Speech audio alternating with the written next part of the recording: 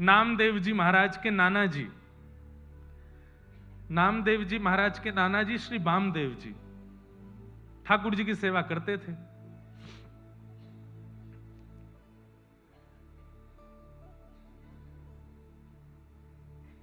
आप कोई पद ढूंढ के रखिएगा नामदेव जी का, अभी गाना है, अभी बीच में ही गाना है। अब आ रहे नामदेव जी तो सुनाई देंगे। तो नामदेव जी के नाना जी आपको पता है नामदेव जी के पिताजी नहीं थे। श्री नामदेव जी महाराज अकेली माता के पुत्र हैं।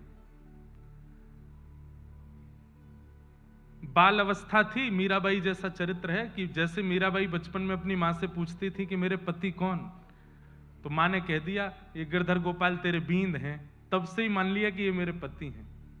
ऐसे ही श्री नामदेव जी की जो माता जी थी उनको भी बाल्यकाल में ऐसा कह दिया ये ठाकुर जी ही तेरे पति हैं। इतना विश्वास प्रगाढ़ कर लिया कि पिताजी कह करके कहीं गए, महीनों बाद लौट करके आए, अभी थोड़ी कुमार अवस्था की थी और लौट करके आए तो क्या देखते हैं कि उनकी बालिका जो है वो 2-3 महीने की गर्भवती है। आकर के देख करके आश्चर्यचकित हो गए। उन्होंने पूछा तो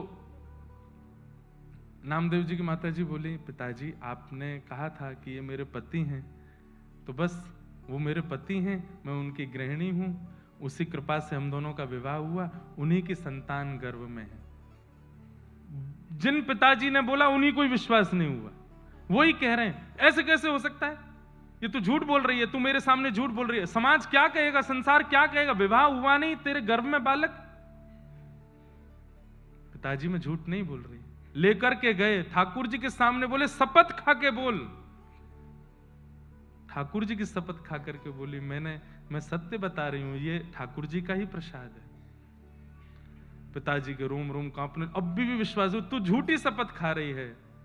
तब आकाश से ठाकुर जी ने ही आकाशवाणी करके कहा ये झूठ नहीं बोल रही हैं, आपने इनको कहा कि मैं इनका पति, इन्होंने इतने भाव से मुझे पति माना, मैंने भी इनको पत्नी माना है, और इनके गर्भ में जो बालक है वो मेरा ही अंश है। और वही उनके गर्भ से जन्मे, उनका नाम हुआ श्री नामदेव जी महाराज। ऐसे ठाकुर जी के परम भक्त श्री नामदेव जी। बचपन से ही 3 प्रकार के भक्त होते हैं बंधुओं। एक होते हैं साधन सिद्ध, एक होते हैं कृपा सिद्ध, और एक होते हैं भक्त सिद्ध। 3 प्रकार के भक्त हैं। साधन सिद्ध कौन होते हैं? जो साधना करके भक्त बनते हैं, नाम जप करके, तिलक स्वरूप धारण करके, परिक्रमा करके, कथाएं सुन करके, भजन करके फिर भक्त बनते हैं, फिर उन पर ठाकुर जी की कृपा होती है, ये साधन सिद्ध हैं। दूसरे होते हैं कृपा सिद्ध। ये कृपा सिद्ध कौन होते हैं? जिन पर गुरुजन कृपा कर देते हैं। मतलब भक्ति इतनी नहीं है, साधना इतनी नहीं है, इतना नाम जप आदि नहीं है, पर गुरु प्रसन्न हो गए और गुरु ने प्रसन्न होकर के दृष्टि देख ली और बस आशीष दे दिया कि तू भक्त हो जा, बन गए भक्त। और ऐसी भक्ति उनके चित्त में आई। अनेक भक्तों की लीला ऐसी। रैदास जी इस प्रकार के भक्त, कबीरदास जी इस प्रकार के भक्त, गोस्वामी तुलसीदास जी इस प्रकार के भक्त। और एक होते हैं सिद्ध सिद्धा, मतलब वो जन्म से ही सिद्ध हैं, ना गुरु की कृपा है ना साधन है, वो जन्म से ही भक्त हैं और उनका प्रादुर्भाव दूसरों पर कृपा करने के लिए हुआ है। नामदेव जी कौन है? सिद्ध सिद्ध, ये जन्म से ही सिद्ध हैं। बचपन से ही भक्ति में इतनी रुचि, इनके नाना जी सेवा करते थे ठाकुर जी की, तो ये बाहर खड़े खड़े सोचते मुझे कब सेवा मिलेगी। एक दिन नाना जी से बोले मुझे भी सेवा, बोले तू अभी बालक है, अभी नहीं, थोड़ा बड़ा हो जा। थोड़े बड़े हो गए, बोले अब तो दीजिए। बोले अभी मैं हूं, जब तक मैं हूं तब तक मुझे करने दो, कभी मेरा कहीं आना जाना होगा तो ठाकुर जी की सेवा तुम कर लेना। अब तो वो हर दिन अपने नाना जी से पूछें आप कब जाओगे, आप जाओगे कब? नाना जी कोई काम नहीं है आपको, कहीं दूर चले जाओ, थोड़े पुण्य आदि हुआ हो, कहीं मैं सेवा करूं ठाकुर जी की। एक दिन ऐसी योजना बनी, ठाकुर जी को ही इच्छा हो गई कि नामदेव जी मेरी सेवा करें। ये इतना व्याकुल होकर के मुझे देखते हैं, तो इनके नाना जी बड़े बड़े कार्यों को भी ठुकरा देते थे कि सेवा नहीं छोड़ूंगा, लेकिन आज एक ऐसा कार्य आया कि इनको जाना ही पड़ा। और तीर्थ के ओर जाना था, तो कुछ समय महीने लगा के आना था। बोले नामा, बोले जी नाना जी। बोले अब तेरा समय आ गया, अब मैं जा रहा हूं तीर्थ में, तू कर सेवा। ओहो, नामदेव जी तो नाचने लगे। बोले ऐसे सजाऊंगा, ऐसे श्रृंगार करूंगा, ऐसे भोग लगाऊंगा, अब तो मैं सेवा करूंगा, अब तो मैं इनके संग आनंद करूंगा। वामदेव जी चले गए, नामदेव जी सेवा में आए। ठाकुर जी की कुछ विधि सेवा की नाना जी बता के गए थे, बिना भोग लगाए पाना नहीं। ठाकुर जी के आगे भोग पधराया, भोग पधरा करके नामदेव जी बैठ गए। बोले पाओ। ठाकुर जी चुपचाप खड़े हैं। थोड़ी देर हो गई, बोले आप पा क्यों नहीं रहे? कुछ भोग में प्रसाद में कमी है, पा लीजिए नाथ। आप नहीं पाएंगे तो मैं भी नहीं पाऊंगा। एक दिन नहीं पाया, 2 दिन नहीं पाया, तीसरा दिन आ गया। यहाँ छोटे से नामदेव जी भी भूखे प्यासे बेचारे, जब तक ठाकुर जी नहीं पाए मैं कैसे पाऊं? तीसरा दिन जब आया, ठाकुर जी ने आज भी जब भोग नहीं पाया, तो श्री नामदेव जी ने एक छुरी उठा ली और अपने गले पर रख ली। बोले आपको नाना जी की बहुत आदत लग गई है, उन्हीं के हाथ का पाते हो, उन्हीं के हाथ से राजी रहते हो। मैं क्या कमी कर रहा हूं? मैं इतने भाव से तो सेवा करता हूं, मेरे हाथ से क्यों नहीं पा रहे? आज भी अगर आपने नहीं पाया, मुझे ऐसा लग रहा है मेरी भक्ति शून्य हो रही है, आप नहीं पा रहे हैं तो। आपने नहीं पाया तो मैं अपने प्राण त्याग दूंगा। इतने में ही ठाकुर जी प्रकट हो गए, हाथ पकड़ लिया। अरे नामा, मैं ऐसे ही थोड़ी आ जाता हूं, तपस्या करनी पड़ती, कुछ दिन प्रतीक्षा करनी। तू 3 दिन में ही तू छुरी लेके बैठ गया। कुछ दिन तो प्रतीक्षा करनी थी, कुछ दिन तपस्या कर, प्रतीक्षा कर, फिर आऊंगा। नामदेव जी ने हाथ पकड़, अब आ गए हो तो क्यों जा रहे हो? अब पी जाओ, खा जाओ इसको। ठाकुर जी बोले बहुत सरल है, बहुत सहज है। बंधुओं, या तो भयंकर तपस्वी नाम जापक आदि कुछ बन जाए तो भगवत कृपा, या अत्यंत सरल सहज बन जाए, इतना सीधा, इतना भोला भौंदू बन जाए तो ठाकुर जी की कृपा होती है। बैठ गए। नामदेव जी सुंदर सुंदर पकवान देते हैं, ठाकुर जी प्रेम से पाते हैं। अब तो इतने प्रसन्न हो गए नामदेव जी कि रोज ठाकुर जी आते हैं। नाना जी लौट करके आ गए कुछ दिन बाद। जैसे ही नाना जी आए, आकर के बोले कैसी रही सेवा आदि, कैसी चल रही है? आप ही जाके पूछ लो, भीतर जाके आप ही देख लीजिए। तुम्हारा जैसे वामदेव जी ने प्रवेश किया तो ठाकुर जी अलग ही चमक रहे थे, अलग ही उनके मुखमंडल का जो स्वरूप। बंधुओं, सेवा से ठाकुर जी की जो श्री विग्रह है वो बोलने लगता है कि मेरी सेवा कैसी हो रही है। कई लोगों के यहाँ, बुरा नहीं मानना, कई लोगों के यहाँ ठाकुर जी का दर्शन करते हैं तो ठाकुर जी ऐसे लगते हैं, मुझे ले चलो यहाँ थे, मेरा मन ना लग रहा। और कई लोगों के ठाकुर जी को देख करके ऐसा लगता है ठाकुर जी इतने थाट में, इतने राजी बन करके बैठे हैं कि मतलब बस कह रहे हैं कि भैया या परिवार को खूब प्रेम दे के जाइए, मैं यहाँ बहुत राजी। बोलने की बात नहीं, अभिमान आ जाए इसलिए भी नहीं। हमारे भट्ट जी के ठाकुर जी बहुत आनंद में, इनके घर में भी गिरधर लाल जी हैं, और जैसे हमारे गिरधर लाल हैं वैसे इनके लाल जी हैं। इतने आनंद से विराजमान, में तो बहुत देर देखता रहा हूं उनको, बहुत सुख में विराज रहे हैं। बस यही भक्ति का स्वरूप, ठाकुर जी सुखी रहे। वामदेव जी ने जैसे ठाकुर जी को देखा और मंदिर का वातावरण, आभा, प्रभा, सुगंधी सब कुछ से लगने लगा कि ठाकुर जी सेवा तो हुई है। नामदेव जी को हृदय से लगाया, बहुत प्रसन्न हूं। अब आज से सेवा नाना जी करने लगे, सामने भोग प्रसाद रख दिया। नामदेव जी खड़े खड़े देख रहे थे। अब वो तो थोड़ी देर भोग रख के पर्दा करके उठा लिया। बोले ये क्या कर रहे हो आप? वामदेव जी बोले भोग लगाए बेटा। भोग कहां लगाए? इसमें तो सारी सामग्री रखी है, कुछ खाया तो है नहीं ठाकुर जी ने। वामदेव जी बोले ऐसे ही लगता है भोग, ठाकुर जी के सामने पधरा दो, पर्दा लगाओ, उठा के ले चलो। बोले मेरे से तो ऐसे नहीं होता था, मैं तो थाली की जितनी सामग्री धरता था सब पाते थे ठाकुर जी, सब पाते थे। बोले हाँ, अच्छा तो ये ले थाली, पवा के दिखा। सामने रख दिया। नामदेव जी बोले जय जय, आ जाओ, जैसे हर दिन आते थे वैसे आ जाओ, जल्दी आ जाओ। ठाकुर जी नहीं आए। 2-3 बार पुकारा, नहीं आए ठाकुर जी, तो नामदेव जी को पता था तरीका, फिर से छुरी लेके आए। और छुरी ला करके जैसी यहां से वामदेव जी परेशान हुए, ए नामा क्या कर, इतने में तो ठाकुर जी का हाथ प्रकट हुआ, फिर पकड़ा। बोले तूने बढ़िया तरीका ढूंढा, बार बार छुरी रख लेता गले पे। हाँ, आप लोग नहीं करना ऐसा है ना। मुंबई में 4 लोगों ने छुरी रखी कथा सुन के, ऐसा नहीं करना। ये सुनकर के करने वाली बात नहीं थी ना, उन्होंने सुना थोड़ी था कहीं से, वो तो जिद थी उनकी अपने आप ही। ठाकुर जी बोले नामा तुझे मैंने बोला था ना, इतनी जल्दी प्रकट नहीं कराया कर मुझे, थोड़ी तो तपस्या, थोड़ा तो धैर्य किया कर, मुझे कितना कुछ छोड़ के आना पड़ता है, पूरा ब्रह्मांड का भार मेरे सिर पर है, सब कुछ देखना होता है, तू समझता ही नहीं है। बोले अच्छा ठीक है, नाना जी को दर्शन दो। नाना जी तो वैसे ही भाव विभोर खड़े बैठे सामने, इतना जीवन निकल गया कभी ठाकुर जी नहीं देखे, बारे नामा तेने 3 दिन इतने दिन की सेवा में ठाकुर जी प्रकट कर दिए। ऐसे श्री नामदेव जी महाराज हमारे, ठाकुर जी तो आने को तैयार बैठे हैं, ठाकुर जी तो प्रकट होने को आज भी बैठे हैं। आपके प्रस्तुतिकरण में कहीं कमी है, आपकी सेवा में कहीं कमी है। भीष्म पितामह जैसी वो भावना, वो सेवा बने, नामदेव जी जैसी वो सेवा बने तो ठाकुर जी आए, जनाबाई जैसी सेवा बने तो आए। अब हम नहीं गाएंगे, अब अंकिता जी एक अभंग सुनाएंगे आज नामदेव जी का, आप जल्दी आ जाओ।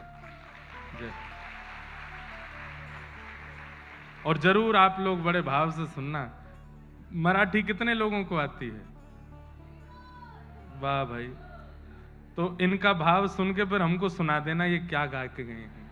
वैसे तो समझ आ ही जाना है, पर विराजमान है। सब लोग इधर देखो, ध्यान से सुनो। मदन मोहन जी के परम भक्त हुए श्री सूरध्वज उनका नाम था। क्या नाम था? सूरध्वज। संडीला एक जगह है उत्तर प्रदेश में, वहां के वे सूबेदार थे। तो राजा दिल्ली में बैठा है, लेकिन उसने अपने कई सारे मंत्री जगह जगह बैठा रखे हैं, जो वहां के व्यापारियों से टैक्स लेते हैं, कर लेते हैं और राजा को बेचते हैं। तो वो टैक्स लेने का, कर लेने का काम इनका था, सूबेदार सूरध्वज जी। लेकिन ठाकुर जी के इतने परम भक्त थे, इतने परम भक्त थे,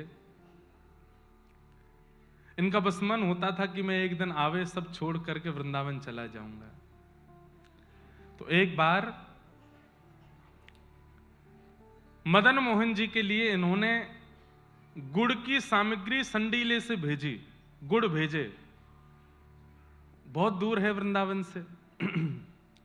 तो जब ये गुड़ खरीद करके भिजवा रहे थे तो लोगों ने कहा कि महाराज इतना आप खर्चा कर रहे हैं, यहां से गुड़ खरीद करके आप वृंदावन भिजवा रहे हैं, आने जाने का इतना खर्चा हो जाएगा, इससे बढ़िया तो आप किसी को पैसे लेकर के वृंदावन भेज दो, वहीं से गुड़ खरीद करके ठाकुर जी को दे देंगे। तो इन्होंने कहा, बोले तुम नहीं जानोगे, ये प्रेम की बात है। प्रेमी व्यक्ति अपने प्रेमी जहां रहता है वहीं की सामग्री किसी को कह दे कि उसको ले जा करके दे दो, इसमें विशेषता नहीं झलकती। हम अपने यहां से सामग्री उसके पास भिजवाएं, ये प्रेम का स्वरूप है। और चाहे दुगना खर्चा हो, पर मैं गुड़ यहीं से भिजवाऊंगा, खुद अपने आंखों से देख करके। वड़ा पाव हमारे यहां भी बनते हैं।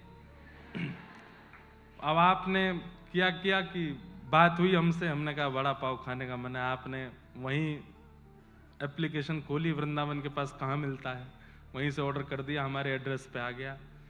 काम चला हुआ बात है। पर जैसी बात हुई मैंने कहा वड़ा पाव की बड़ा मन हो रहा है। बोले अच्छा ठीक है, हम करते हैं कुछ व्यवस्था। बिना बताए आपने फ्लाइट पकड़ी, यहाँ से वड़ा पाव लेकर के सीधे वृंदावन आए, आकर के सीधे मारे जल्दी खाओ खराब हो जाएगा। इसमें प्रेम ज्यादा है ना। तो ऐसे ही उन्होंने गुड़ वहां से ना खरीद के वहां से भिजवाया। तो गुड़ बैलगाड़ियों में भर करके जब संडीले से चला, 2 दिन लगे वृंदावन पहुंचने में। रात्रि 2 बजे वृंदावन पहुंचे बैलगाड़ी। अब बैलगाड़ी वालों ने सोचा कि अब 2 बज रहे हैं रात्रि में, अब क्या करें, सुबह तक प्रतीक्षा करते हैं, मंदिर खुलेगा तो रखवा देंगे। जैसे ही बैलगाड़ियों ने वृंदावन प्रवेश किया, सो रहे थे मदन मोहन जी के पुजारी, ठाकुर जी स्वप्न में पहुंच गए। बोलो मुझे भूख लगी है बहुत जोर से। तो ठाकुर जी आपका भोग रख के तो आए हम, और ना वो खावे को मन नहीं है। तो बोले गुड़ की खीर खाऊंगा। बोले गुड़ की खीर ठाकुर जी अभी रात्रि की मध्य रात्रि हो रही है, 2-4 घंटा बाद मंगला का समय है, मैं आज आकर के पहले आपके लिए गुड़ की खीर ही बना दूंगा। ठाकुर जी बोले अच्छा, एक तो मैं यहाँ तड़प रहा हूं, तू मुझ को और तड़पानो चाहे, 2-3 घंटा मुंह पे सबर ना है रो, मुंह अभी खाने। पुजारी जी बोले ठीक है मैं आ रहा हूं। स्वप्न में ही बात हो रही। बोले सुन, जो हमारी रसोई में गुड़ धरो वा को नहीं खाऊंगा। तो अभी गुड़ आयो संडे लेते, वो गुड़ ले जाके वाकी खीर बना के पवाओ। रात्रि 2 बजे ठाकुर जी ने पुजारी जी को उठवा करके गुड़ की खीर बनवाए करके पाई। ऐसे श्री सूरध्वज जी महाराज। तो आपकी भक्ति में प्रस्तुतिकरण, आपकी भक्ति में नया क्या कर रहे हो आप, उससे ठाकुर जी रीझते हैं। तो अपनी भक्ति में कुछ ना कुछ ऐसी नवीनता, उसके प्रस्तुतिकरण में विशेषताएं लाया करो, ताकि ठाकुर जी रीझें, ठाकुर जी आनंदित हों। भीष्म पितामह ने भगवान की स्तुति गाई और कहा कि आप मेरी मति रूपी पुत्री को स्वीकार करो। ठाकुर जी आनंदित हो गए और पितामह भीष्म की संपूर्ण स्तुति श्रवण करके ठाकुर जी आनंदित हुए। कालांतर में कुछ समय बाद उस बालक ने जन्म लिया जिसकी कल भगवान गर्भ में प्रवेश करके रक्षा किए। उसी का नाम परीक्षित हुआ। परीक्षित, अब हम जल्दी चलें कथाक्रम को आगे लेके। परीक्षित धीरे धीरे बड़े हुए। यहां भगवान स्वधाम चले गए लीला पूरी करके। ये खबर जाकर के अर्जुन ने जब पांडवों को बताई, तो पांडवों ने परीक्षित को राज्य गद्दी पर बिठा दिया, स्वयं स्वर्गारोहण को चले गए। परीक्षित राजा हैं, उनका विवाह हुआ, थोड़े बड़े हुए। एक दिन नगर भ्रमण कर रहे थे तो देखा एक बैल के 3 पैर कट चुके हैं, चौथा पैर एक व्यक्ति काट रहा है। इन्होंने जाकर के जैसे ही प्रहार करना चाहा, उस व्यक्ति ने चरणों में प्रणाम किया, मुझे मत मारो, मेरी बात सुनो। बोले क्या बात है? बोले महाराज मैं कलयुग हूं और ये धर्म है। धर्म के 4 पैर होते हैं, सत्य, दान, दया और पवित्रता। पवित्रता, दया और दान, ये 3 पैर में काट चुका हूं, चौथा पैर इसका सत्य है। कलयुग जब घोर स्थिति में आएगा तो ये भी कट जाएगा। तो ये तो मेरा स्वरूप है, मेरा नियम है, आप मुझे मारिए मत। परीक्षित राजा बोले मेरे नगर में कलयुग का प्रवेश में होने नहीं दूंगा, तुमको मैं छोड़ूंगा नहीं। बोले महाराज ये ब्रह्मा के द्वारा बनाया गया नियम है, मेरा आना आवश्यक है। अब मेरा युग प्रारंभ हो चुका है, भगवान के जाते ही द्वापर युग विश्राम हो गया था, अब मेरी बारी है और मैं तो आऊंगा। ये चोरी करना, चकारी करना, उल्टे सीधे काम करना, दूषित वस्तु के प्रति मन लगना, बंधुओं एक बात समझेंगे आप, व्यक्ति को सत्क्रियाएं डांट के, डपट के, प्रवचन करके उसको सिखानी पड़ती हैं, पर दूषित क्रिया अपने आप सीख जाता है। ये कलयुग का प्रभाव है। बचपन से बच्चे को घर में इतने अच्छे शिक्षा देते हैं माता पिता, इतने अच्छे से उसको आदर सत्कार देते हैं, बड़ों के पैर छुओ, ऐसा बोलो, ये नहीं बोलना, गंदी बात, ऐसा, ये सब सिखाते हैं। कुछ बच्चे उनमें से स्कूल जाते ही और जैसे ही वो थोड़े हायर क्लासेस में पहुंचते हैं, व्यसन आ जाता है उनमें, माता पिता से लड़ना शुरू कर देते हैं, गंदी भाषाएं बोलने लगते हैं। क्यों? बोले स्कूल का माहौल। अरे स्कूल तो वो केवल 6-7 घंटे के लिए जाता है, बाकी का समय तो वो घर पे ही रहता है। घर का स्वभाव उसको, जो वो 12 घंटे रहता है, 13-14 घंटे घर में उसका प्रभाव नहीं होता है। तो 6 घंटे के लिए दूषित बच्चों के बीच में जाता है, उसका प्रभाव बहुत जल्दी हो जाता है। क्यों? क्योंकि कलयुग है। कलयुग में बुरा सिखाना नहीं पड़ता, स्वाभाविक हो जाता है। अच्छा सिखाना पड़ता है, अच्छे के लिए बदलाव करना पड़ता है। इसलिए परीक्षित चिंतित हैं कि मैं कलयुग को आने नहीं दूंगा, लेकिन कलयुग ने कहा महाराज एक काम करो। बोले क्या? मुझे कुछ स्थान दे दो, मैं वहीं रहूंगा, सब जगह नहीं जाऊंगा। तो कलयुग को 5 स्थान दिए हैं। आश्चर्य की बात है, माया नगरी में हम लोग बैठे हैं, आज भी कलयुग 5 ही जगह है, लेकिन उसका प्रभाव सब जगह है। इसका मतलब यह है कि इन 5 में सबका प्रवेश है।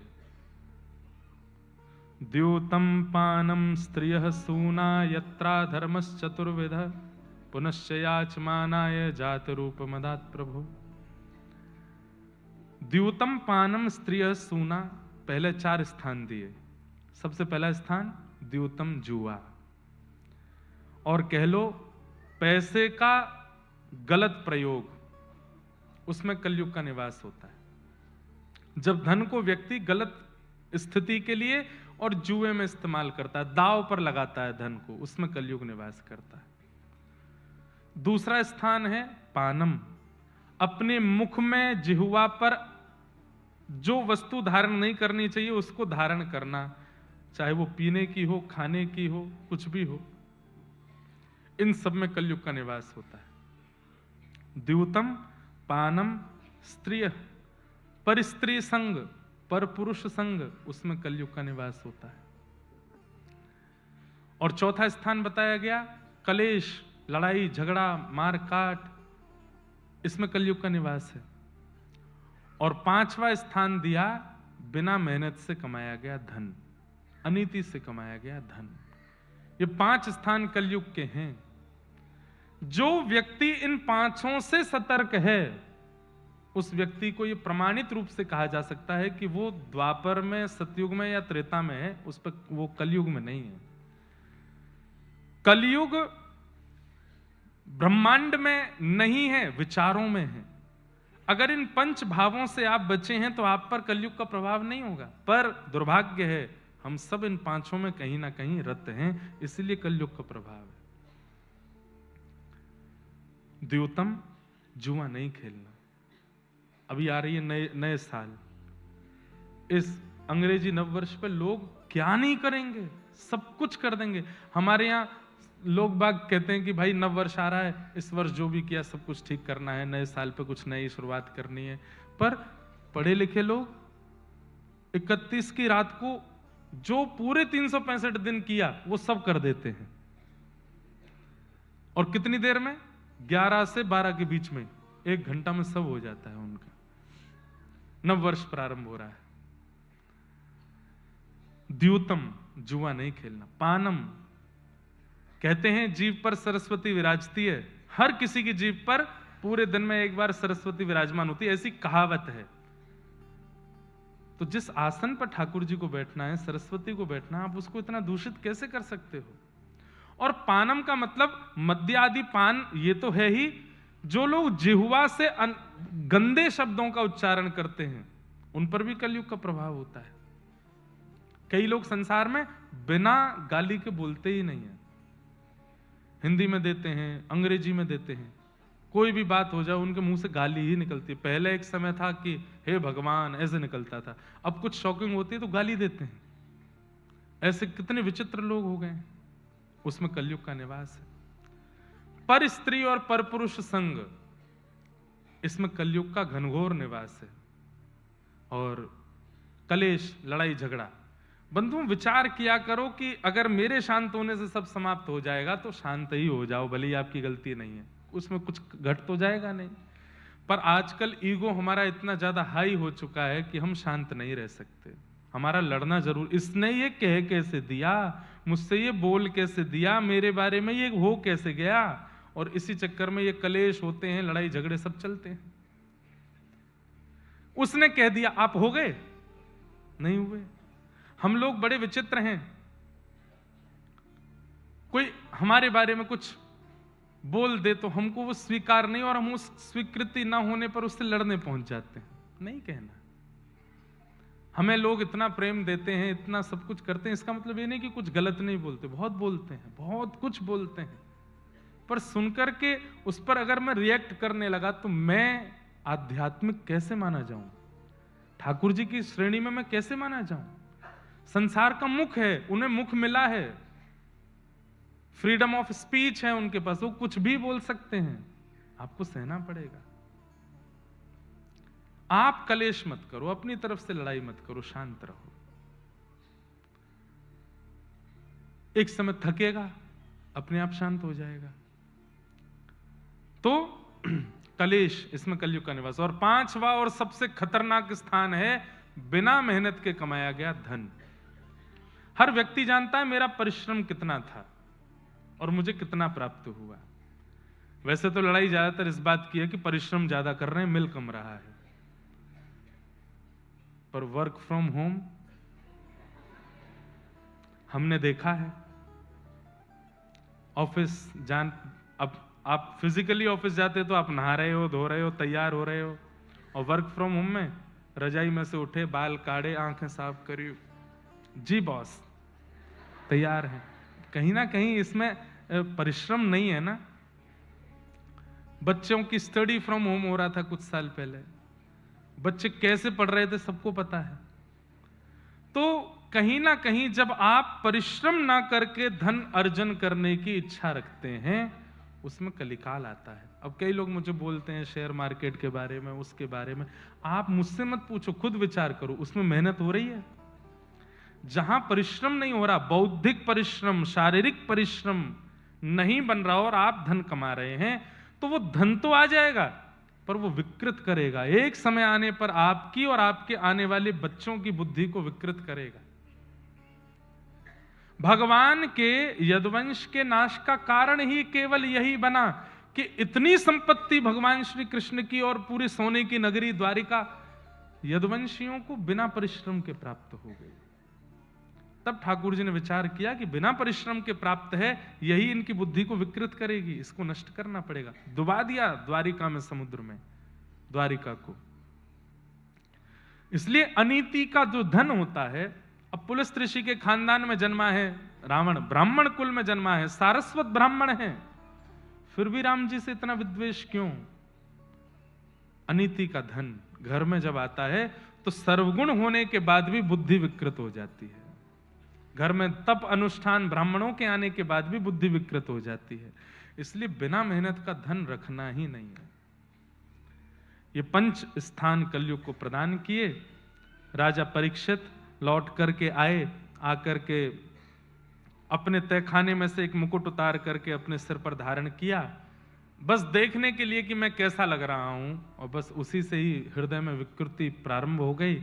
आखेट को वन में गए शिकार करने के लिए, वहां पर शमीक ऋषि के आश्रम पहुंचे, जल की इच्छा हुई, पानी मांगा, लेकिन शमीक ऋषि समाधि में बैठे थे। तो राजा परीक्षित को लगा पाखंड कर रहे हैं मेरे सामने, ये सब पाखंड कर रहे हैं, मैं जल मांग रहा हूं मुझे जल नहीं दे रहे। अब समाधि ना लग के पाखंड लगने लगे। यही कलयुग का प्रभाव है। किसी के माथे पर तिलक दिख करके कोई व्यक्ति पाखंड समझने लगे, यही कलयुग का प्रभाव है। किसी को भजन कीर्तन में नृत्य करता देख व्यक्ति उसका उपहास करने लगे, यही कलयुग का प्रभाव है। अरे तिलक लगाना उपहास का कारण बन गया, धोती पहनना उपहास का कारण बन गया, शिखा रखना उपहास का कारण बन गया। आजकल तो सुबह जल्दी उठना भी उपहास का कारण बन जाता है। मित्र परिवार के लोग जब बैठते हैं आपस में एक दूसरे की दिनचर्या पूछ रहे हैं, और कोई व्यक्ति कहते मैं तो सुबह 4 बजे उठ जाता हूं। भैया तू तो संत है, हमसे तो दूर ही रहे भैया, 4 बजे कौन उठता है यार, हैं? शरीर के साथ इतना अन्याय कौन करता है? 4 बजे उठना अन्याय हो गया। चाय ना पीना ये उपहास का कारण बन गया है। प्याज लहसुन ना खाना, इसके प्रति बड़ी हीन बुद्धि हो गई है। भक्ति आदि तो इसमें तो बदनाम है ही हैं लोग, कथा सुनने वाले, भक्ति करने वाले, वृंदावन जाने वाले। तो अब थोड़ा जाके संभली है दुनिया, अब तो वृंदावन जाना ट्रेंड हो गया है। अब वो नहीं है, पहले था। पर फिर भी दिनचर्या जिनकी व्यवस्थित है उनका भी उपहास करते हैं संसार के लोग। ये कलयुग का ही तो प्रभाव है। जहां पर सुधरे हुए लोग, मैं कथा में कहा करता हूं, पहले के जमाने में विवाह होता था तो आपस में बातचीत होती थी, खाना पीना तो नहीं होता ना, खाते पीते तो नहीं है ना, जिससे हमारा ब्याह हो रहा है वो लड़का ठीक है ना, कुछ उसमें व्यसन तो नहीं है ना। तब घर, अरे नहीं भाई वो सुपारी भी नहीं खाता, उसी से ब्याह होगा। अब माता पिता तो आपस में मिल आते हैं, नंबर एक्सचेंज करके लड़का लड़की पूछते हैं तुम पीते हो कि नहीं, बोले हाँ पीते हैं, तो फिर डन, अब तो तुमसे ही शादी करनी है, अब साथ में पिया करेंगे। कौन सी वाली? वो वाली। कितना दूषित जमाना हो गया है। अब बिगड़ा हुआ होना अच्छा माना जाता है, और सुधरा हुआ होना उसको त्याग दिया जाता है। ये कलयुग का प्रभाव नहीं है तो क्या है? 11 बजे नींद आ रही है तो लोग 11 बजे कौन सोता है भाई? हम वो जमाने के लोग हैं जब 8-9 बजे सो जाते थे। हम भी अपने छोटी स्थिति में जब छोटे छोटे बच्चे थे, याद है हम 9 बजे तक सोना होता था, 5 बजे उठ जाते थे, नहा धो के 7 बजे स्कूल चले जाते थे। स्कूल जाने वाले, ऑफिस जाने वाले तो आज भी जल्दी ही उठते हैं, पर संडे को, शनिवार को तो रात में वही लेट होता है, सुबह जल्दी। मतलब इसका मतलब वो मजबूरी में कर रहे हो आप, वो आपका दिनचर्या नहीं है। और दिनचर्या अगर बन जाए तो उपहास का कारण है। कितना ये कलयुग का प्रभाव नहीं है तो क्या है? तो कलयुग के प्रभाव से शमीक ऋषि में दोष दिखा। मैं जल मांग रहा हूं और ये आंख बंद करके बैठे हैं। इस पाखंडी को बताता हूं, मरा हुआ सर्प गले में डाल दिया। शमीक ऋषि तो तब भी समाधि में बैठे रहे। उनके पुत्र ने यह दृश्य देखा और शाप दे दिया, मेरे पिता की समाधि का उपहास किया, मैं शाप देता हूं राजा परीक्षित को, 7 दिन में तक्षक सर्प डसेगा और इनकी मृत्यु हो जाएगी। राजा परीक्षित जैसे ही वापस लौट के गए, जैसे ही मुकुट उतार के धरा, उनको अब ग्लानि हुई, अब रिग्रेट हुआ, मैंने ये क्या किया? इतना बड़ा अपराध तो नहीं था कि मैंने मरा हुआ सर्प डाल दिया। अब मुझे दंड मिलना चाहिए। रिग्रेट आज भी होता है लोगों को, पर दंड की इच्छा नहीं होती हमें अपने किए का भान तो हो जाता है, पर हम ठाकुर जी से जाके ये कहते हैं कि नाथ मुझसे गलती हो गई, अपराध हो गई, हम स्वीकार करते हैं, कान पकड़ते हैं, और हम क्या कहते हैं? आगे से नहीं करेंगे, बस इस बार क्षमा कर दो। नहीं, ठाकुर जी इसका जो दंड हो मुझे दे देना, मैं भोगने को तैयार हूं, मेरे जीवन में आ जाए। स्वरूपी होना चाहिए। वही परीक्षित ने किया। मुकुट उतारते ही जब याद आया कि मैंने अपराध किया, तुरंत ठाकुर जी से कहा मेरे को दंड दीजिए नाथ, मैंने संत अपराध किया है। इतने में ही शमीक ऋषि के आश्रम से एक व्यक्ति आए, गौरमुख नाम के, और आकर के उन्होंने कहा राजा परीक्षित आपको 7 दिन में मरने का श्राप लगा है। राजा परीक्षित बोले मुझे स्वीकार है। अपने पुत्र जन्मेजय को राज्य गद्दी पर बिठा करके परीक्षित वन में चले गए और संतों से जाकर के कहा मेरे जीवन के केवल 7 दिन बचे हैं, मैं क्या करूं मुझे बताओ। तब सबने अलग अलग प्रयोग बताए, तुम ऐसा करो, ऐसा करो, ऐसा करो, पर इससे तुम्हें मुक्ति मिलेगी ये किसी ने प्रमाणित नहीं किया। तभी वहां श्री सुखदेव जी का आगमन हुआ। बोलो सुखदेव जी महाराज की। भागवत के प्रमुख प्रवक्ता श्री वेदव्यास जी के सुपुत्र श्री सुखदेव जी महाराज आए। सुखदेव जी आकर के जैसे ही बैठे, राजा परीक्षित ने चरणों में प्रणाम करते हुए कहा, मैं बहुत जल्दी ही सब प्रसंग कह रहा हूं क्योंकि यहां इतना आनंद आ रहा है कि हमको धीमे धीमे कहने में सुख मिलता है, और लगभग सब कथाओं में ही ऐसा ही हो जाता है कि प्रसंग छूट ही जाते हैं, लेकिन कोई ऐसी बात नहीं। एक विषय भी यदि परिपूर्ण रूप से कह दिया जाए भागवत जी का तो भी आनंद है। परीक्षित जी ने चरणों में प्रणाम करते हुए कहा, देखो कथा का क्रम पूर्ण होना आवश्यक है, पर उस क्रम में आपके चित्त में भक्ति प्रकट होना और आपकी भक्ति में थोड़े आप आगे बढ़े ये होना, ये परम आवश्यक है। उसके लिए कभी कभी भक्तों के चरित्र या आसपास के कुछ भाव बताने पड़ते हैं, जिसके कारण कभी कभी क्रम छूटता है। तो इसलिए अब जल्दी जल्दी हम कह रहे हैं, क्योंकि अभी हम प्रथम स्कंद पे हैं और हमको 8 बजे से पहले 10वें स्कंद पे पहुंचना है।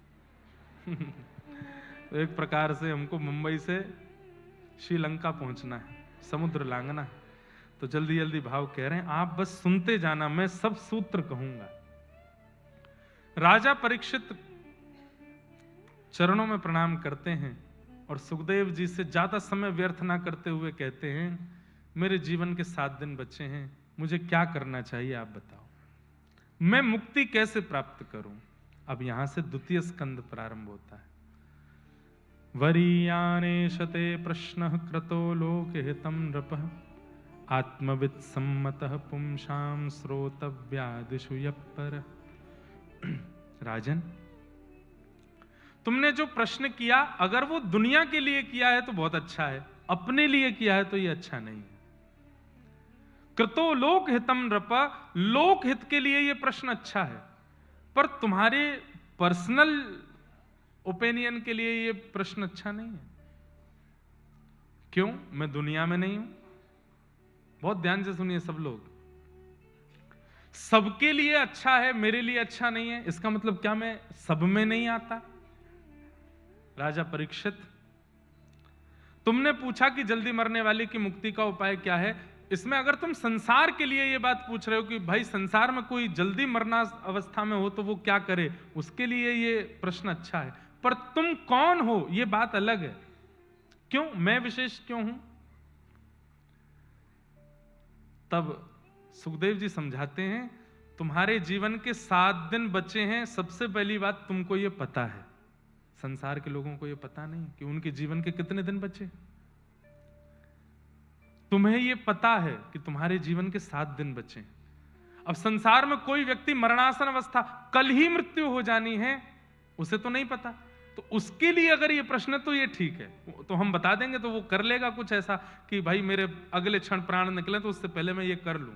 पर तुम्हें तो पता है कि तुम्हारे 7 दिन बचे, पहली बात। दूसरी बात, तुम्हारे जीवन के 7 दिन बचे हैं और तुम्हारे सामने असंख्य संत बैठे हैं। तुम कुछ नहीं भी करोगे, हमें देखते रहोगे तो तुमको मुक्ति मिल जाएगी, हमारे बीच सत्संग करते रहोगे तो तुमको मुक्ति मिल जाएगी। तीसरी बात, बंधुओं, सिनेरियो को थोड़ा अनुभव किया कीजिए। जब कथा में बताया जाता है उस समय के माहौल को थोड़ा फील किया कीजिए कि क्या चल रहा है और क्या बात हो रही है।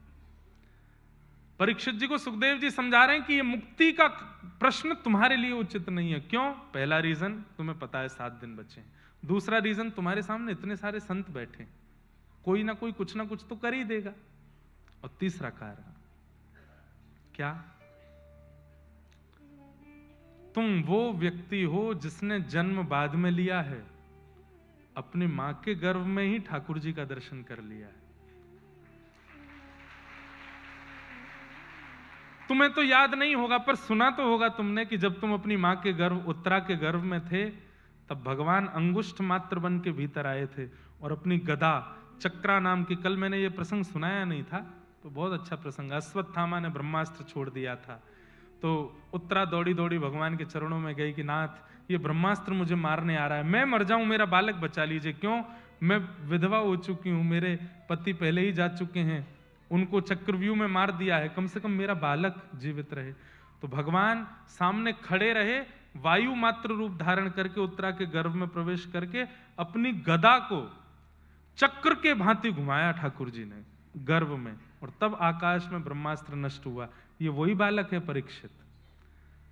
तुम तो वो बालक हो जिसने संसार में आया बाद में है, गर्भ में दर्शन भगवान का कर लिया है, तुम्हें दर्शन प्राप्त हो चुके हैं ठाकुर जी के। और दर्शन करने के बाद में कोई मुक्ति की कामना नहीं करता, भक्ति की कामना करता है। मुक्ति का मतलब क्या है? इस संसार से आप निवृत्त होकर के, मुक्त होकर वैकुंठ चले गए। वैकुंठ बहुत बड़ा है, ऐसा ही एक दूसरा संसार है, बस वैकुंठ यहां जैसा नहीं है। वैकुंठ में सब कुछ बहुत पवित्र है, भोजन पवित्र है, रहना सहना पवित्र है, लोग पवित्र हैं, छल कपट ये सब नहीं है। वैकुंठ, कुंठ मतलब उलझन, और उलझनों से जो मुक्त है उसका नाम है वैकुंठ। जहां कुंठा नहीं है, बुद्धि की, मन की, व्यवहार की, विचार की, उसको वैकुंठ कहते हैं। और वैकुंठ में ठाकुर जी विचरण करते हैं सचल, शंख चक्र गदा पद्मधारी ठाकुर जी कभी उधर घूम रहे हैं, कभी इधर जा रहे हैं, लोग बागों की भीड़ लगी है। क्यों? आज ठाकुर जी जल विहार कर रहे हैं, सब देखने जा रहे हैं। ठाकुर जी उनमें से किसी को अपने नौका में बैठा लेते हैं, किसी को अपने भोजन की सेवा दे देते हैं, किसी को अपना सखा बना लेते हैं। वैकुंठ में सब लोग ठाकुर जी के लिए जीते हैं और ठाकुर जी सबको सुख देते हैं, वो वैकुंठ है। पर ध्यान से सुनिएगा, वैकुंठ आपने मान लीजिए जीवन भर बहुत तपस्या की, वैकुंठ जाना हमारा उद्देश्य है, ध्यान से सुनिएगा।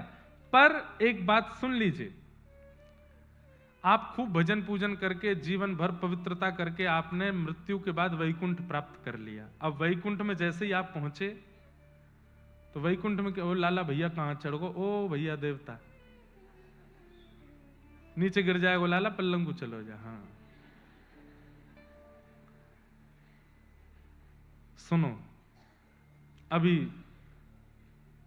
वैकुंठ नहीं जाना है। क्या बता रहा था मैं?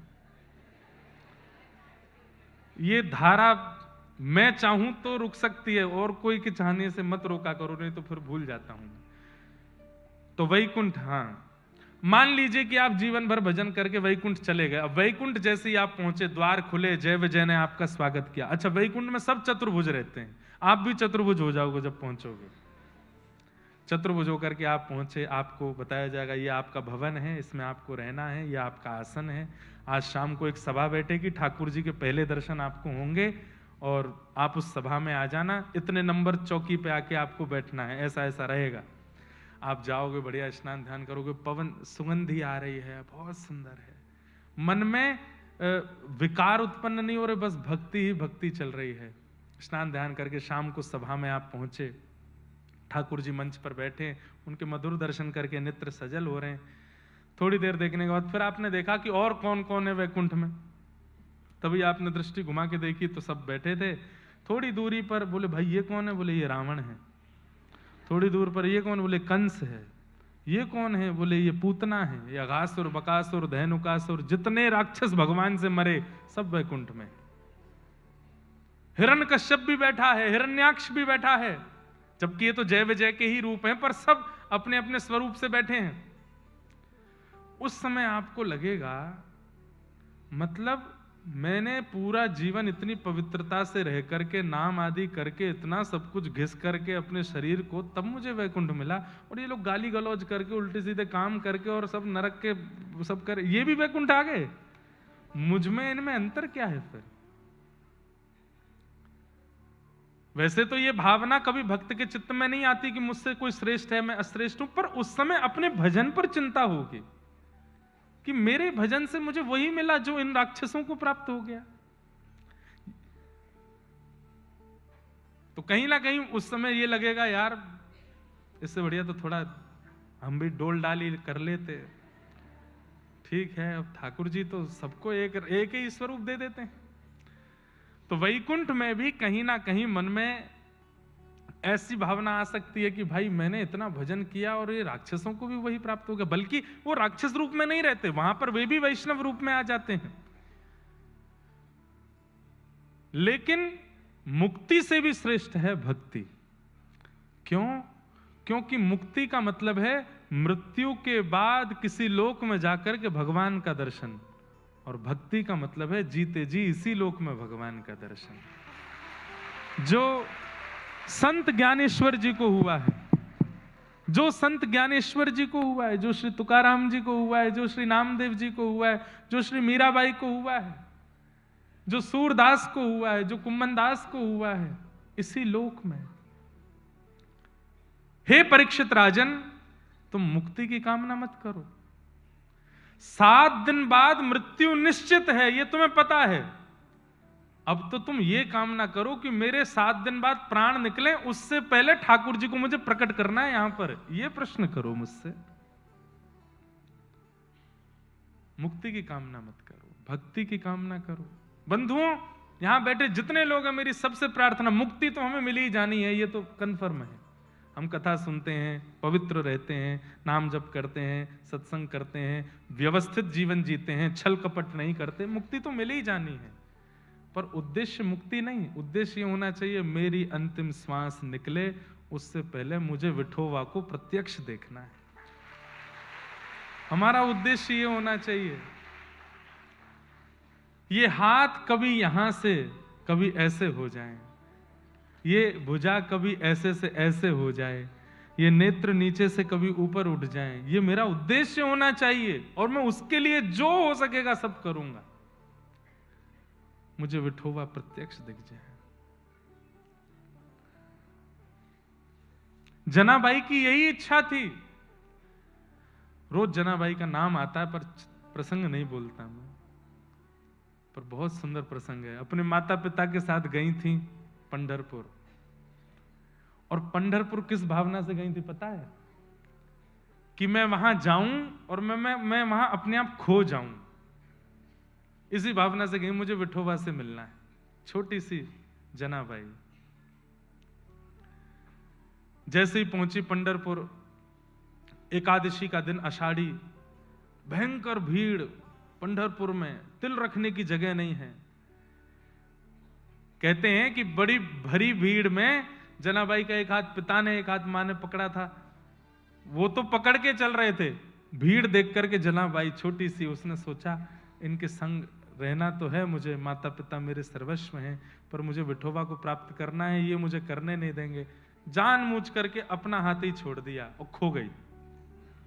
माता पिता ढूंढ रहे हैं, कहां गई जना, कहां गई जना। जनाबाई तो नाचने लगी, अब ठीक है, अकेली हूं, अब विठोबा से मिलूंगी। माता पिता ढूंढते ढांढते 2-3 दिन नहीं मिली, चले गए। जनाबाई अब ढूंढ रही है विठोबा कहां है। गलियों में ढूंढती है, कभी किसी के घर के बाहर ढूंढती है, कभी मंदिर के बाहर खड़ी रहती है, संतों के सत्संग में जाती है, नहीं मिले। अब छोटी है, कुछ दिन निकलने के बाद याद आने लगी, बोले माता पिता कम से कम भोजन तो कराते थे, सुलाते तो, ये विठोबा कैसा, पूछने भी नहीं आता। चंद्रभागा के तट पर बैठे बैठे रोने लगी। मैंने कहा ना, महाराष्ट्र के भक्तों का जो भाव है ना ठाकुर जी के प्रति, वो अलग ही है। रोने लगी, विठोबा कब आओगे, विठोबा कब मिलोगे, विठोबा मुझे कब मिलोगे। इतने करुण पुकार से बुला रही हैं ठाकुर जी को।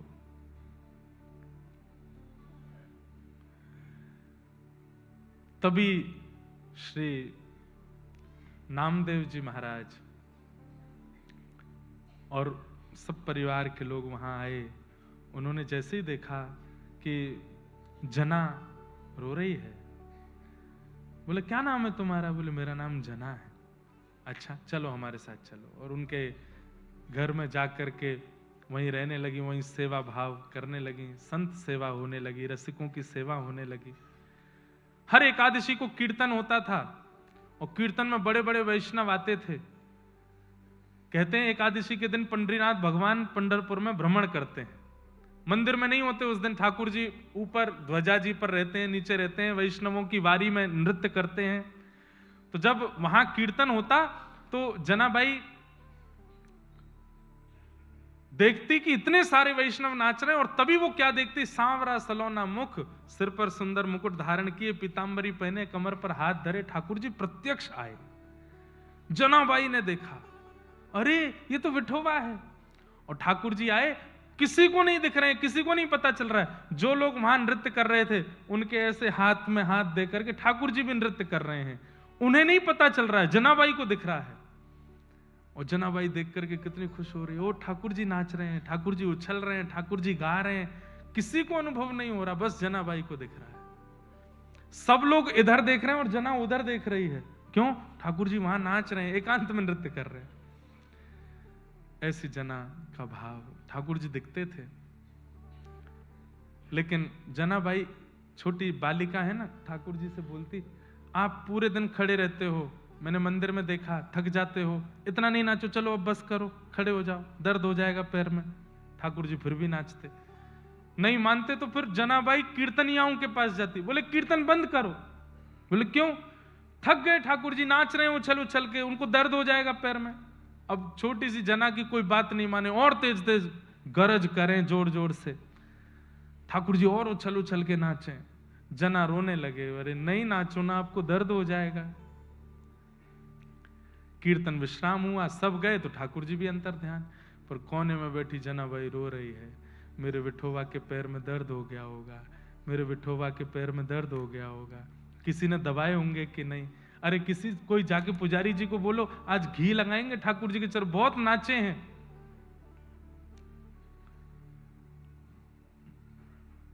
रात्रि के मध्य रात्रि हो गई, रोती रही, पंडरीनाथ भगवान के मंदिर को देख रही है और रो रही है कि आज विठोबा को दर्द हो रहा होगा।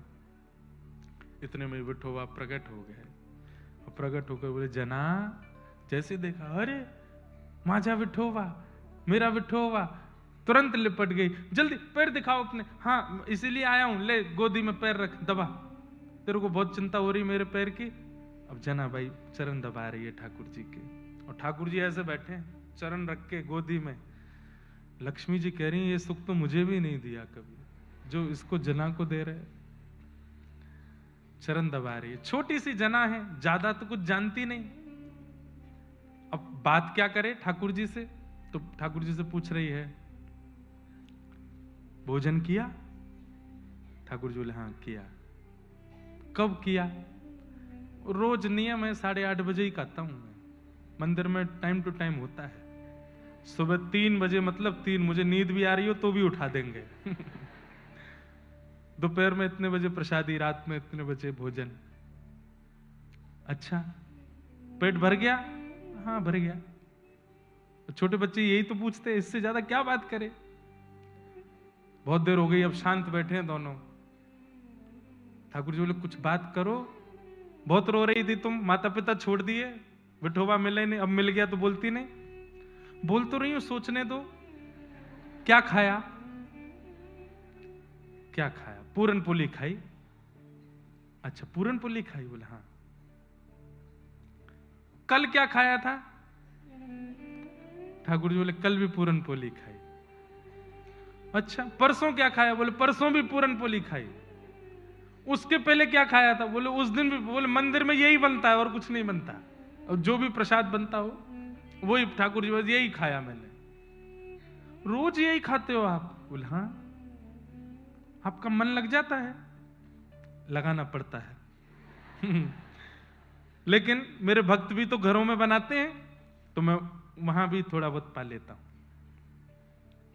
अच्छा मैं कुछ और बना के पवाऊं आपको? कुछ नया खाओगे? तू बनाएगी? हूं तो अकेली, थोड़ी सी सहायता आप भी कर देना। ठाकुर जी बोले ठीक है बना। तो वहां से लकड़ी लेके आओ, चूल्हा जलाना है।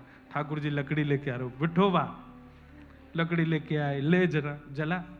जना भाई चूल्हे में रख रही है, अग्नि लगाती है, कहीं कुछ सब्जी अमनिया कर रही है, खुद व्यस्त है। ठाकुर जी बैठे, आप क्यों बैठे हो? आप भी कुछ करो। मैं क्या करूं? क्या आता है आपको? लक्ष्मी जी दूर खड़ी बोल रही है अरे जनाइयों के क्या नहीं आता, ये सब तो आता है इनको। ठाकुर जी बोले क्या करूं बता? बोले मेरे छोटे हाथ हैं, सब्जी मैं काट देती हूं, आटा आप मारो। ठाकुर जी अपनी पीतांबरी ऊपर करें, अपने कड़ूला ऊपर करे, मकर कुंडल पीछे किए, आटा मार रहे हैं, या जना भाई सब्जी बना रही है। मेरे को तो वो छवि देख के कभी कभी भाव, हमसे कब होगा ऐसा?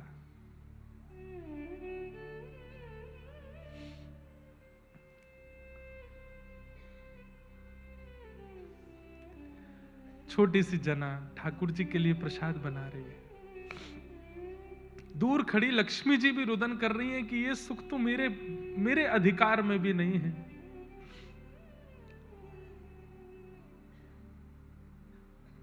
छोटी छोटी रोटी अपने हाथ से बनाती है, सामग्री चावल आदि जो भी महाराष्ट्र के प्रमुख व्यंजन बनते हैं सब बनाए। ठाकुर जी बोले मेरे हाथ में आटा लगा है, जना तू अपने हाथ से पवा। छोटी सी जना छोटा सा कवल लेती है, अपने हाथ से पवा रही है। ठाकुर जी प्रेम से पा रहे हैं। ऐसा सुख जनाबाई को ठाकुर जी देते हैं। इतने में ही मीठी मधुर बातें हो रही हैं। समय हो गया, घंटे घड़ियाल बजने लगे, मंगला का समय हो गया। ठाकुर जी जनाब मैं जाता हूं। कहां जा रहे हो? मंगला हो गई, मंदिर में सब दर्शन करने। आप तो सोए नहीं। कोई बात नहीं जनाब, कल भोजन नहीं करना, कल सोना मेरे पास आके, ठीक है। ठाकुर जी गए, जाके तुरंत मंदिर में खड़े हो गए, कपाट खोले, काकड़ा आरती हो रही ठाकुर जी की। पूरे दिन खड़े रहे, प्रतीक्षा कर रहे हैं ठाकुर जी कब रात्रि हो, मंदिर बंद हो, मैं जना के पास जाऊं। आज जना भाई गोद करके बैठी, आज खाना नहीं, आज पूरन पोली से ही मन लगाओ, आज सो, थोड़ी देर आराम करूं, सुबाऊं आपको। ऐसी जना बाई को ठाकुर जी सुख देते हैं। एक हमारे व्रज में एक महापुरुष हुए, उनका एक पद है, मुझे पद पूरा याद नहीं है, पर अभी जनाबाई और पंडरीनाथ भगवान के भाव में ये लगता है।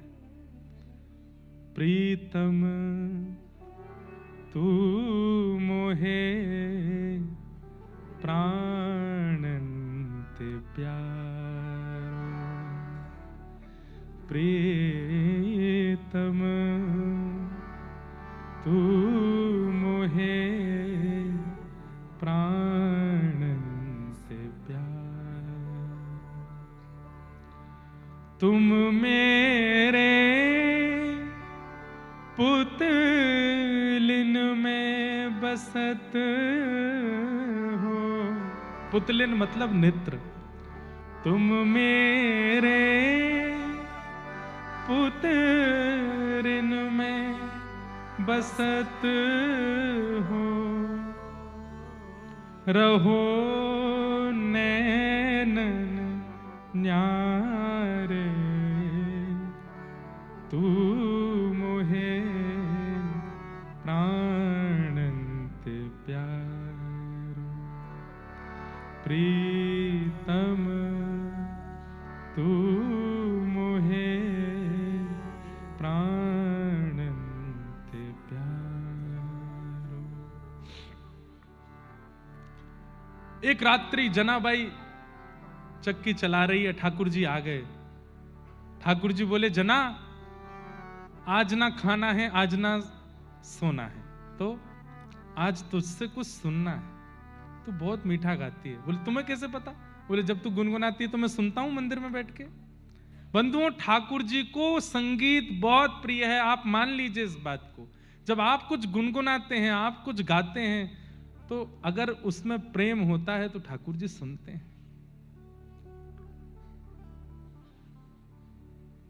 जनाबाई चक्की चला रही, बोले मुझे बहुत काम है, मैं कैसे गाऊं? बोले सुन, मैं चलवाता हूं ना। ठाकुर जी एक तरफ बैठ गए और चक्की चलवा रहे हैं। बोले तू कुछ गा। जनाबाई गा रही है। अब मुझे तो अभंग नहीं आता जनाबाई का भी, ठाकुर जी सुन रहे हैं। ठाकुर जी चक्की चला रहे थे, तो जितने आभूषण पहने थे वो आभूषण आवाज कर रहे थे। तो जनाबाई बोली, बहुत आवाज हो रही है, ये उतार दो। ठाकुर जी ने सारे आभूषण उतार दिए, चलाने लगे चक्की। इतने भाव से सुनते रहे ठाकुर जी। आज भी गोपालपुर स्थान है पंढरपुर के पास में, वहां स्थान है जनाबाई की चक्की जो ठाकुर जी चलाए, वो स्थान भी सब कुछ है। कहते हैं कि जनाबाई जब गोबर के उपले थापती थी ना, तो कोई और अगर ले जाता तो जनाबाई लड़ने चली जाती उसके पास, मेरे उपले दो। अरे भाई, ये गोबर के कंडों में कौन मेरा तेरा, जलना ही है इनको। बोले नहीं, मेरे वाले मुझको दो। बोले इतने सारे हैं, तेरा कौन सा है? तो जनाबाई कान लगा लगा करके उपलों को कान पे लगाती। बोले कान लगा के क्या देखती है? बोले जिसमें से कोई आवाज ना आवे वो तेरे हैं, और जिसमें से विट्ठल विट्ठल स्वर आवे वो मेरे हैं। सोचिए, गोबर के उपलों पर हाथ जनाबाई धर देती है तो उसमें से भी विट्ठल ध्वनि प्रकट हो जाती है। भजन ऐसा होता है, चिंतन ऐसा होता है। आज बंधुओं, भारत के महापुरुष ऐसे हैं, जब वे एक मार्ग से निकल जाते हैं, उनकी भ्रगुटी देख करके, उनका मुखमंडल देख करके कितने लोगों के चित्त में परिवर्तन आ जाता है। ये भजन की योग्यता है कि किसी व्यक्ति, किसी महापुरुष के वचनामृत, किसी महापुरुष की दृष्टि, किसी महापुरुष का स्पर्श आपके चित्त को वाद्य कर देता है भजन के लिए। पर जनाबाई की स्थिति देखो, वो तो जड़ को वाद्य कर देती हैं भजन करने के लिए।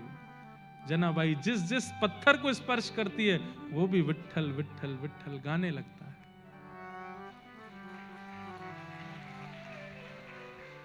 ऐसी जनाबाई। तो हमें मुक्ति की कामना नहीं है, हमें तो ये कामना है जो जनाबाई के साथ है। हमें तो ये कामना है जो नामदेव तुकाराम जी के साथ है। हमें तो वो कामना है जो सूरदास जी के साथ है। सूरदास जी को दिखाई नहीं देता, देख नहीं सकते सूरदास जी। ठाकुर जी चुपके से आके उनकी कुटिया में बैठ जाते हैं, और सूरदास जब गाते हैं कोने में बैठ करके ठाकुर जी सुनते हैं। उन्हें पता भी नहीं होता कि ठाकुर जी बैठे हैं। रोज चले जाते हैं ठाकुर जी सुनने। एक दिन किशोरी जी बोली, कहां जाते हो आप? ये दोपहर में 12 बजे मंदिर बंद होता है, उसके बाद गुसाई जी यहाँ पे सब पौड़ा के जाते हैं, आप गायब रहते हो। ठाकुर जी बोले, जाता हूं, एक जगह जाता हूं, तुम्हें नहीं बताऊंगा। किशोरी जी बोली, गुसाई जी शिकायत कर दूंगी मैं, मुझे बताओ कहां जाते हो।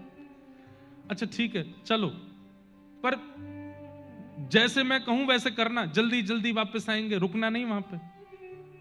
अब ठाकुर जी तो दयावान हैं, पर किशोरी जी तो करुणा की भंडार हैं।